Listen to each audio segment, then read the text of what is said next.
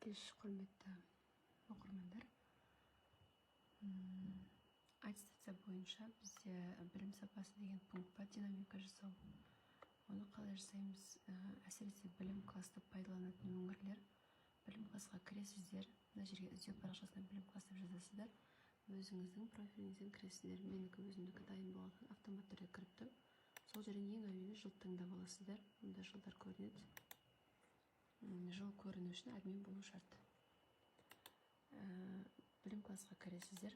Осы жерден осындай қадамдар бар. Есептілік дегенге кіресіз.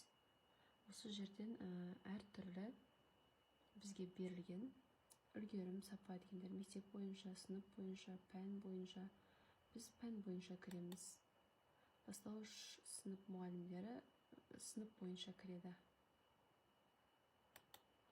Ал қалғанымыздың барлығымыз пән мұғалімдері пән бойынша дегенге кіресіздер. Осы жерден ең әуелі жылды таңдап аласыздар. Сосын бізде 2023-24 оқу жылы 90 аяқталмаған 3-ші 90-ды аламыз. Алгебра пәні менде. Осы жерде сыныптарыңыз шығып тұрады. Әркім өзінің сабақ беретін сыныбын таңдап алады. Сосын есепті көрсету дегенді басасыз. Міне осындай сіздерге осындай парақша ашылады.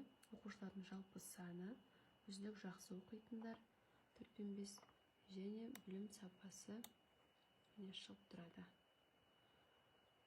Осылай Excel-ға жүктеп аласыздар да, шыққан нәтижесін динамикаға салуға болады. Динамикаға бізде